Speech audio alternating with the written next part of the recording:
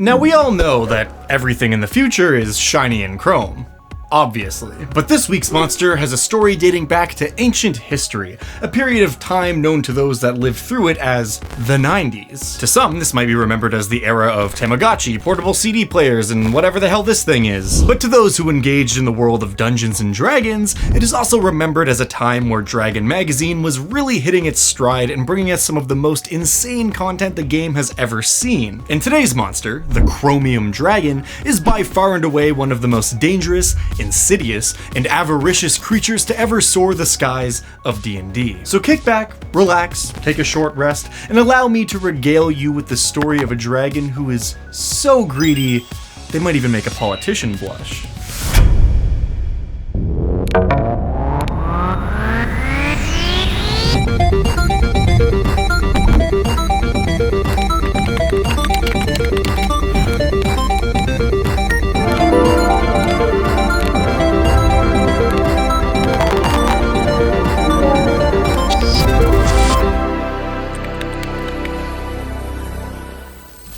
Chromium dragons are a member of the ferrous dragon family tree. If that means literally nothing to you, I highly suggest you go watch my video on iron dragons before you dive into this one, cause I ain't repeating all that lore. Who do you think I am, Mr. Dragon Lore guy? Don't answer that. But for a super brief refresher for those who don't care, or simply don't remember because I posted that video quite a while ago, the ferrous dragons are a group of draconic creatures that are entirely lawful as far as the alignment chart is concerned at least. The morality portion of their alignment can and does vary from good to evil and everything in between, but on the law-chaos axiom, they are always law-abiding citizens adhering to the strict hierarchy of their species with iron dragons at the very tippy top. And just beneath them in that second position is the Chromium Dragon. These bad boys are shiny and chrome, with brilliant scales that become mirror-like as the dragon ages, literally reflecting their surroundings once they reach adulthood. Something kind of funny about this guy is there's actually no official artwork that exists of them,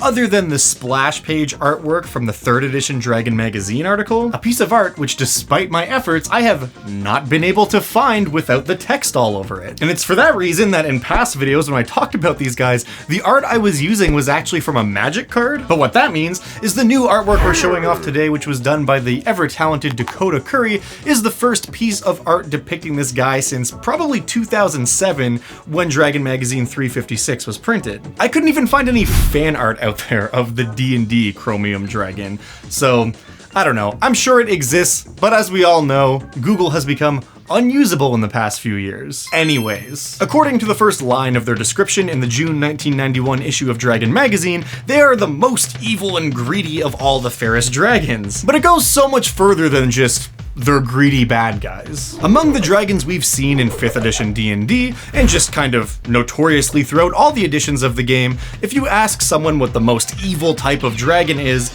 the answer is usually gonna be red dragons. I mean, you might get a few other answers here and there, but if we're going by Family Feud logic, which we always are, the reds are gonna take it. Red dragons are known for being exceptionally powerful, destructive, and above all else, greedy. But chrome dragons are not only a little bit more dangerous than red dragons, they have truly turned the act of avarice into a competitive sport. They're the real 95 Chicago Bulls of stealing gold and killing people. Yeah, I know about sports. In terms of combat, chrome dragons are complete sadists who enjoy toying with their prey, which, like, shocker, right? We all live in the same reality, and we all know that most dragons exhibit some form of domineering cat-like behavior, at least the evil ones anyways. But unless they're up against something or someone who they view as a true and legitimate threat, this dragon is going to take exceptional pleasure in just sort of messing with its prey. And this is especially unfortunate in one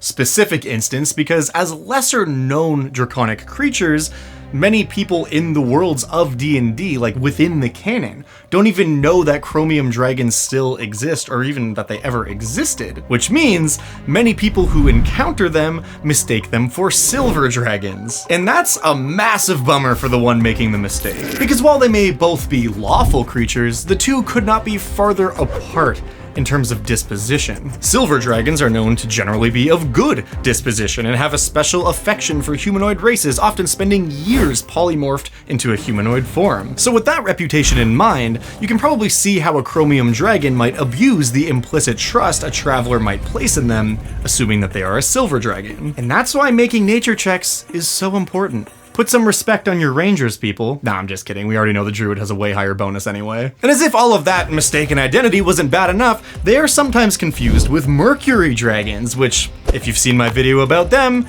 is just a whole other layer of chaos. In terms of how they fit in with the general draconic power structure and unofficial hierarchy, they can go claw to claw with the best of them. In fact, the only real force actually keeping them in check is the iron dragons who sit atop the ferrous order, which despite their ambitions, chromium dragons do respect. But you know what they don't respect? Privacy. However, thanks to today's sponsor of the week, NordVPN, your data is safe and secure even from the likes of a chromium dragon. Is that anything? Listen, by this point I'm sure all of you guys know what a VPN is. You've probably heard me talking about Nord before, and Nord specifically is one of the biggest companies out there doing the whole VPN thing, so you've also likely heard of them. But did you know that they can do so much more than simply allow you to watch Netflix shows from other countries that are blocked in your region? I mean, they definitely do that, but in an online world where sketchy data collection companies and scammers are constantly coming up with new ways to harvest your information, Nord offers a special level of security through extremely robust encryption, ensuring that your online activity and info is kept secure. And it's not just about keeping your private information private, they also have a built-in tool for detecting malware, viruses, and malicious pop-up ads. If you've ever tried to find a recipe on a cooking or baking website in the past 3 years, you know exactly what I'm talking about, and you should definitely get a VPN. Personally speaking, I've tried a few different VPNs over the years, but I've been using Nord for like almost 2 years consistently now, and it's been fast, fluid, and does everything you could want and probably then some. And right now, Nord is hosting a special deal where you can get 4 months for free added on to a 2-year subscription by using the link in the description down below. It's also in the pinned comment, so just scroll down a little bit, you'll find it's down there somewhere, you'll find it. And not only are they offering these extra 4 months, but as always, they have a 30-day money-back guarantee period. So if you sign up, take advantage of the deal, and after a couple weeks you just feel like you don't want to keep it, you can always let them know, get your money back, and move on with your life. Thank you so much to NordVPN for bringing us here this week to talk about a very shiny dragon. Speaking of which, let's get back to it.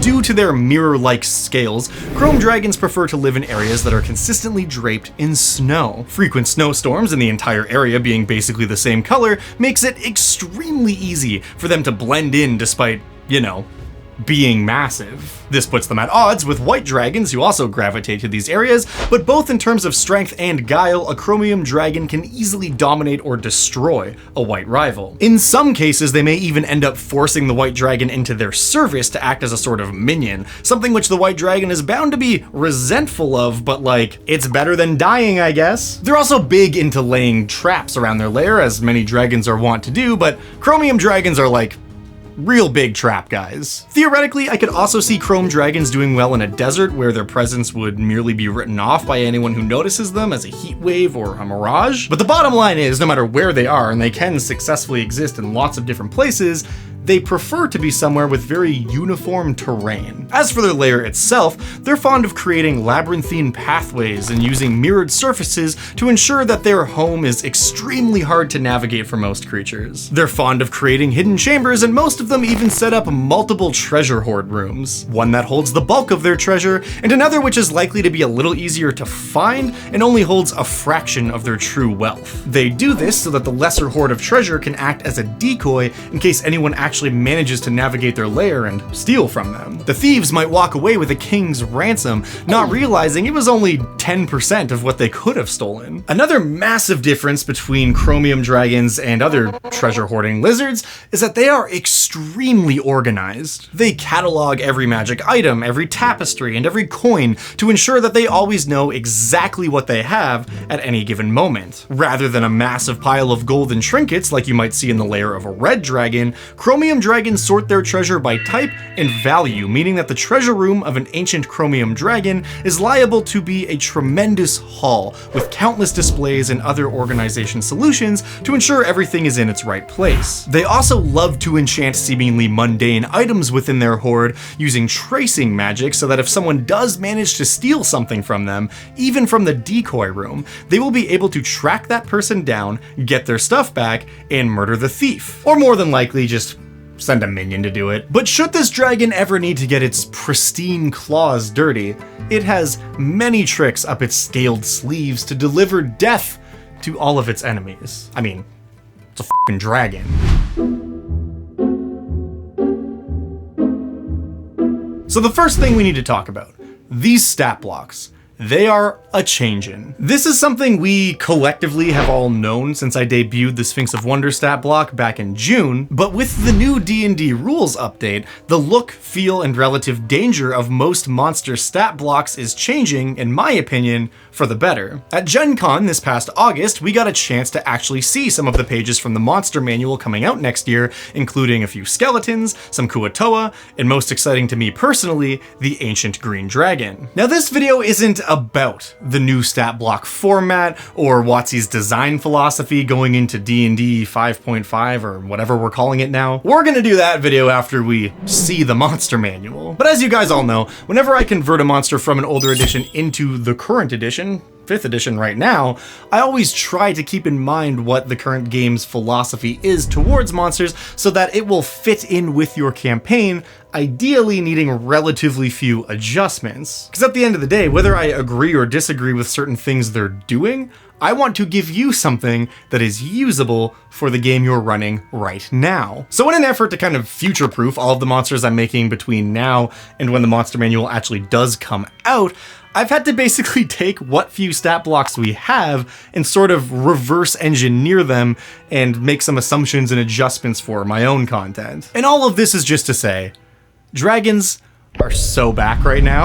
The new dragon stat blocks have essentially condensed all of their melee attacks into a single option called Rend, taken away legendary actions but added in a bunch of reactions that can be used multiple times per round, and most importantly, spellcasting is back on the menu. The 2024 stat block for the Ancient Green Dragon is low-key terrifying, and while not exactly perfect in my opinion, but I mean, is anything, it is a massive step in the right direction as far as making dragons actually feel like big, imposing end boss type monsters. This new stat block would eat the current 5th edition Ancient Green Dragon for breakfast. So with all that in mind, let me show you what I came up with for my new and improved 5th edition 5.5 D&D 2024 1 D&D next whatever chromium dragon stat block. And as always, let me know in the comments what you think about this, because I'm actually really curious. It's gonna get a little wild. So first and foremost, by the looks of it, LAIR actions are in the dumpster.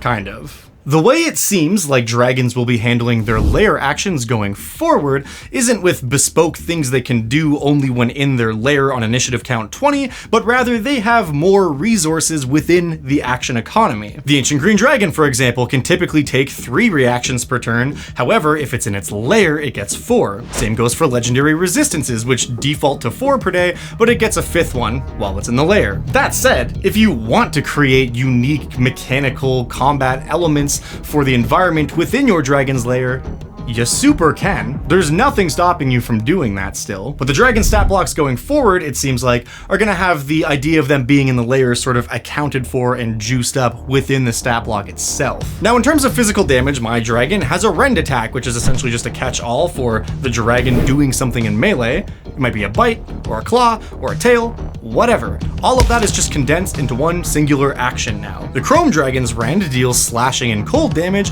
which will tie into the theming as a cold-centric creature. In terms of reactions it can take, it's got 3, all of them with their own unique trigger. Anytime it takes damage as a reaction, it can just make a rend attack for free using rend retaliation. If it's ever hit by a ranged attack, or immediately after it uses a legendary resistance charge, it can react with a blinding flash, causing radiant damage and potentially blinding anybody nearby for a turn. And finally, if it is ever targeted by the magic missile spell, a line spell, or a spell that requires a ranged attack roll, it can use its reflective scales to simply bounce the spell away, ensuring that they are completely unaffected undetected. And there's a 1 in 6 chance it bounces that spell back at the caster, so that's fun. But I know the one question that's always on everybody's mind when it comes to dragons is what kind of breath weapon does that boy have? And the chromium dragon's breath is honestly kind of underwhelming. I mean, it's not mechanically bad.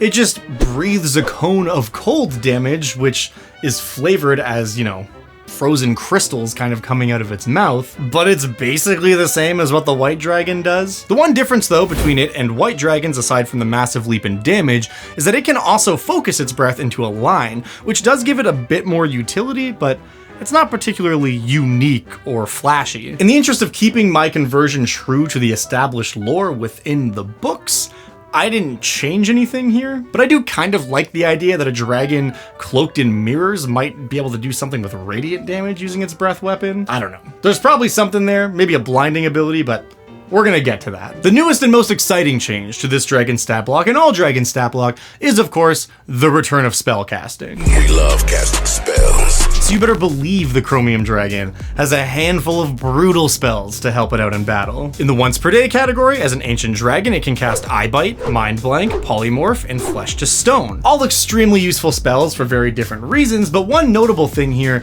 is that the chromium dragon's use of Flesh to Stone doesn't turn the target into rock, as it normally does, but rather it turns them into crystal. This is mostly a flavor thing, but there are some specific instances where the material the creature's been turned into might come up. And who knows, maybe the dragon has a fine collection of crystalline statues that are all actually people. Maybe this could even serve as an origin for the Shardmind race, and all of the minions of a chromium dragon are Shardmind creatures. That's literally just my fanfiction, but feel free to use that idea. We haven't even gotten to the plot hooks yet. What am I doing? The video's off the rails. In the twice per day slot, it can cast Mirror Image, because obviously it can, as well as Pass Without Trace and Wall of Ice. Pass Without Trace is an especially wild spell for a gargantuan creature like this to have access to, but it's kind of meant to play into the idea that their mirrored scales provide them with some level of camouflage when viewed from a distance. We don't often see creatures of this size with such stealthy potential,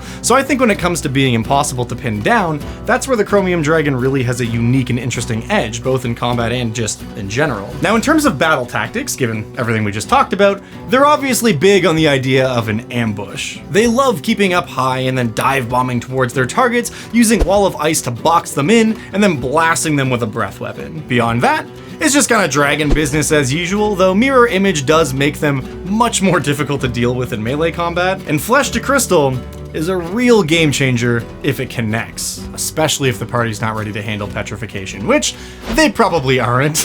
But either way, let's move on and talk about how you might actually use this dragon at the game table.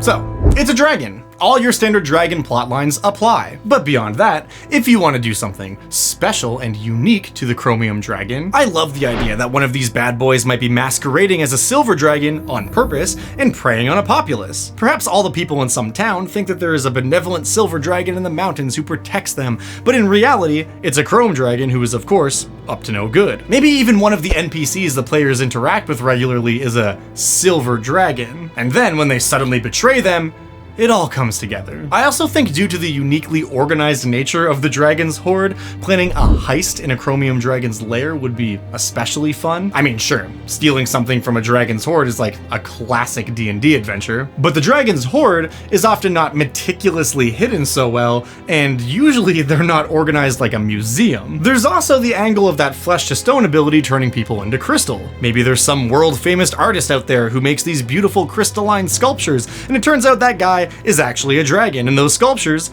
was people. It's a very King in Yellow short story-esque tale, but it could be a great way for a chromium dragon to amass some wealth while remaining undetected in a non-violent way. And speaking of being undetected, seeing as these dragons are exceptionally rare creatures, you could always just rip off Moby Dick. Is that how we're gonna word that? Maybe the party teams up with an old dragon hunter who's obsessed with slaying the mirror-scaled dragon he saw in the mountains that took his leg all those years ago. And of course, Nobody else believes him that it even exists. But for some reason, people are going missing in the old mountain pass, and this dude just knows it's gotta be his old enemy. So he enlists the party and anyone else that will follow him to go hunting. Another thing I think is really important to consider about this dragon, and honestly all dragons, is what their horde looks like and how large their collection is, or what they're even collecting as they grow in age, size, and power. I mean, by the time a chrome dragon's achieved ancient worm status, perhaps its power is so great that it is now hoarding kingdoms or countries. It could be revealed that the ultimate power in the party's country is actually a chrome dragon who considers even them to be part of its horde. This dragon's running the banks, the government, the military, everything. And depending on how they react to that information, could go a few different ways. Are they just cool with that? Understanding that having an ancient dragon treat you like a possession does indeed have its perks when it comes to outside threats? Or do they form an uprising and try to liberate their people from the shackles of the dragon's whims? There's also the distinct possibility that the dragon is somehow embroiled in some political drama related to the rest of ferrous dragon kind. I go way more into all that stuff in the Iron Dragon video, but they are part of a hierarchy, and while they occupy the second tier slot, they do still have to answer to the Iron Dragons and their king. So perhaps they've been swayed to some other cause, even begrudgingly, because it's what the Ferrous Order demands. I mean, sure, they could always break rank, but ever since the war that nearly exterminated their kind, all the Ferrous Dragons understand there are some lines you absolutely do not cross, which is yet another thing to cast them in a contrasting light when matched up against red dragons, who would definitely be their chromatic equivalent. I could see a really interesting story playing out, actually, where the party is kind of caught between the schemes of a red and chrome dragon who are at odds, and they might be the thing to shift the balance. Do you go with the devil you know, or try to side with a more organized but lawful enemy who in the end might actually pose a greater threat? But even without a specific goal in mind, just encountering a chromium dragon at any age can provide the players with an opportunity to interact with a new and unique type of dragon they might not be familiar with, and that's always fun. But no matter how you choose to use this creature, as always, linked in the description down below, you will find a Google document that contains all of the stats and relevant lore information for this creature at every age category, so you can use it in your game and see what happens. And if you are one of my lovely patrons, as my way of saying thanks to you, over on the Dungeon Dad Patreon page, which is also linked in the description down below, you can find the high-res PDF stat block of the Chromium Dragon at all its age categories, which is all the same information, but it's presented in a bit of a more fanciful way as my way of saying thank you so much for the support you lend me there every month. I literally could not do this without you. And if you're not already a patron, consider taking a look. It's $3 a month. You get some stat blocks. I get some hamburgers. It all works out. And speaking of patrons, that reminds me, it is time for Patron of the Week. This week's randomly selected patron is Johnny Thunder. Thank you so much, Johnny, for your earth-shaking support. It means the most, my friend. I truly appreciate you, and I hope you're having a good day. And I hope you're having a good day as well. Thank you so much for watching. As always, if there's a monster from a previous edition of Dungeons & Dragons, Pathfinder, or any other role-playing game out there, and you want to see it converted into 5e, let me know in the comments down below, or in the Dungeon Dad Discord and the Creature Suggestions channel. Almost fumbled that one, but we didn't. And who knows, you might just see it show up in a future episode of Monster of the Week. I also want to give a massive shout out to all the folks over on the Dungeon Dad Discord, because this past month has sucked a lot. It's been very difficult. There's been a bunch of just stuff going on in my personal life that has not been super cool, as well as I got super sick. I went to Gen Con and got COVID immediately, so that was pretty cool. And basically just August has sucked. I've been very sick, kind of, you know, trying to keep up with everything until eventually I was just like, okay, I need to lay in bed for a little while and deal with all this other stuff that has nothing to do with my content, and then we can maybe get back to making some videos and some monsters. The point I'm getting at is, I think I made a tweet like 3 weeks ago or something like that, just complaining, as one is ought to do. And the folks over on Discord, I don't know if you guys organized this or what, but I checked my Discord messages like a couple days ago. I finally went through, and I was like flooded with a bunch of messages from people in the Discord just being like, hey, we love you, we hope you're doing okay, thank you. And that's awesome. I have not had a chance to get back to everybody yet, but if you're one of those people, that meant the world to me. And honestly, I know you guys, just for showing up, even watching these videos, that means the world to me too. All in all, hopefully we're getting back on track-ish.